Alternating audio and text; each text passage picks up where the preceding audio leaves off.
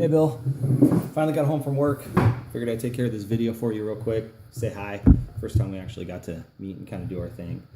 I wanted my trainee to kind of be involved in this customer service thing. I've tried to get everyone involved in these videos because I think it's important for me and my fellow employees to be involved and have a good time with this. And I think they should get to enjoy this moment just as much as I do. I have a master plan involved with my operations boss, but that's beside the point. At any rate, I also want to say thank you for all the comments you've made about my paper so far. I've taken them all to heart, and I think this one should be an improvement as far as the reference goes and the title pages goes. Thank you for letting me know that my content is on point. As far as the first thing goes, customer service related stuff, some of the positives that I've dealt with. One positive situation, I originally wanted my medic trainee to take care of this with me, and we were going to talk about a call that he had. Unfortunately, I signed him off kind of rather quick, and I got him out in the field to flap his wings and fly out of the nest. And so now it's just kind of me, and we're going to talk about something. So we arrived on scene to a 62-year-old female patient who had fallen on the ground, rolled out of bed basically. General weakness was the chief complaint. She had been on the ground for probably about a couple hours now. The husband had come home from his security job and found her laying like that on the floor. He was concerned, called us. He needed some help getting her back into bed. Essentially, it just turned into a lift assist moment. Fire was there. We all got there about the same time. We helped her up off the floor. Very, very weak. We were kind of concerned that she was even going to be able to take care of herself for the most part. But we took vitals. We established everything. We did her assessments. We made sure that she was physically okay and she wasn't altered or having any other kind of problems. The husband had said that they've been dealing with this stuff for quite a while now, and the weakness is nothing to be concerned about. This is old news for him. He takes care of her, and he just basically needed help getting her back into bed so she can relax for the night and get ready for her doctor's appointment in the morning. This was a Sunday night, rolling into a Monday morning. In the process of all this, of trying to get her back in bed and assessing and make sure that she's okay, the husband, she had mentioned that she had wet herself and soiled herself. The husband says when she gets extremely weak like this, it's difficult for him to take care of her, and he needs a little extra help. Fire kind of took a step back and shied away. They're like, I don't know about this. My partner Dave and I, of a year and a half together, we rolled up our sleeves and looked at each other and smirked and said, all right, let's do it. So we went ahead and canceled fire, and we proceeded to take the next 5 minutes. And we removed her diaper. We got a bucket of water, soapy water, got a dishpan or got a rag, and cleaned her up from top to bottom. Got her in a fresh diaper and put her into bed, covered her up, and she was oh so grateful at the end of the day. The husband was extremely grateful to the point where he was almost in tears for the service that we provided.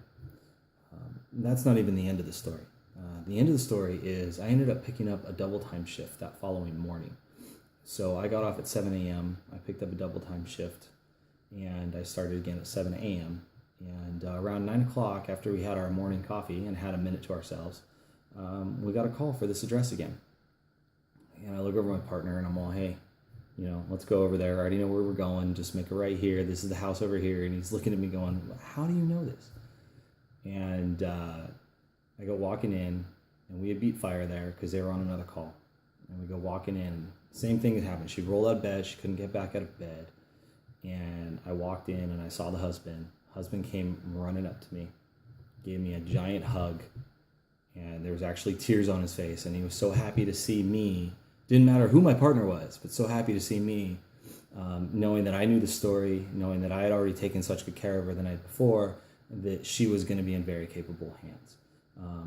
Fire arrived about 3 minutes later. We got her off the floor. We got her onto the gurney. We explained to her, and she was on board with it, as well as the husband, that, hey, we should go to the ER this time. We should get evaluated. We should see if there's something going on. Let's forget about the doctor's appointment, and maybe we can have everyone kind of meet at the ER.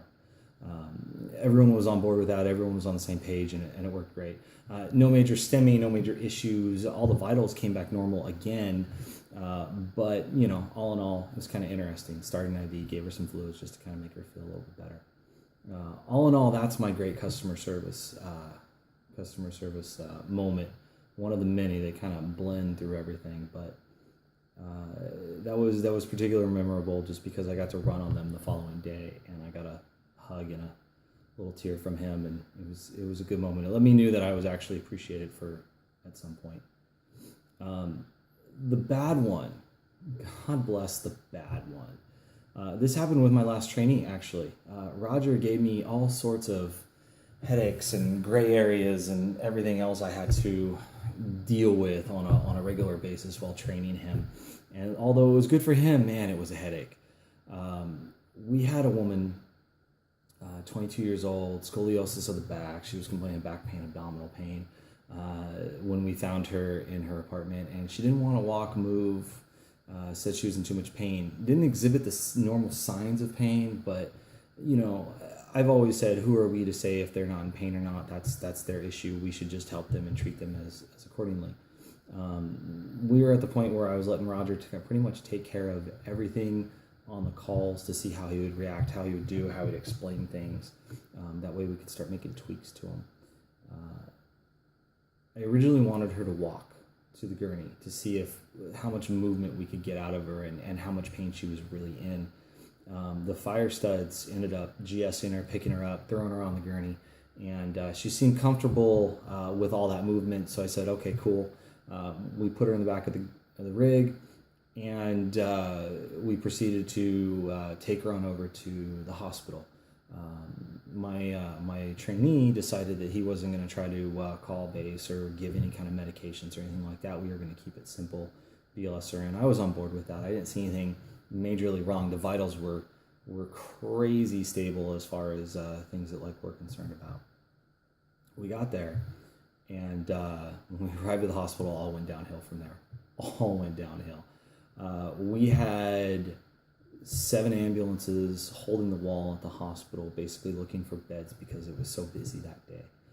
We happened to be the 7th one in the back row in the line. This woman proceeded to take out her phone and call her mother and start yelling that she doesn't have a bed right away and how dare the hospital do this and all sorts of things. The charge nurse heard this. This irked her, to say the least. Keep it like that. Charge nurse sent her up to triage, up into the waiting room area with everyone else. And after that, oh God, the hell broke loose. We went up there, she started yelling, cussing, screaming as we were going through the back doors. As we walked into the main room, she was yelling, cussing, screaming. Security actually had to come over and talk to her and try to calm her down, which to no avail was unsuccessful. And even tried to let her know that, hey, there are children around here. They don't want to hear this. Their parents don't want to hear your language. Please at least try to refrain from the language. You can yell as much as you want, but try to refrain from the language. All in all, it became a more and more serious issue. She started to throw a tantrum like a 5-year-old, did not want to get off the gurney. And no matter what we could tell her about hospital being busy or this being the quicker way to be seen, or this is the hospital's choice, not our choice. Whatever we told her, it was the wrong answer. She felt she deserved a bed and pain medication right then and there, regardless of anything else going on. It got to the point where I had to call my dispatcher and have them send PD over to the ER to get this woman off my gurney. And I basically, in the process of this, gave her an option of you can either be physically removed by PD and go sit in a jail cell for the next 4 or 5 hours in pain, or you can get off my gurney, you can do what the hospital requires you to do, and you can be seen by the hospital and hopefully get out of pain. That took about 2 minutes of explaining, and then she finally stood up off my gurney. I pulled the gurney out from underneath her, and she walked on over to the chair, sat down, and proceeded to continue to make a hoot and holler, raucous rant and rave. I still look at that as the worst. I've never had to do that before, ever. I learned one valuable lesson from that after that, and it wasn't anyone's fault. It wasn't my trainee's fault. It wasn't her fault. It wasn't my fault. It just a better explanation of needs and wants and the ability to provide care should have been done. And since then, I've made it clear that we are an ambulance service. I can guarantee you a ride to the hospital from point A to point B. I can promise you all the care that I can offer on the way over to the hospital. But once we are on the hospital grounds, I no longer have control of where you'll end up, whether it be triage, ER, ICU, upstairs, whatever the case may be. It is now under the hospital staff and liability and everything associated with them. And I've tried to make that clear to all my patients now to avoid this kind of problems in the future. So there are my good, there are my bad. We've all had our moments, some better, some worse, but we've all learned from these moments, and these are moments that I will continue to learn from regardless. Anyways, Bill, I hope you have a great weekend. Hope you have a great week, and see you again on the next video. Talk to you later. Bye.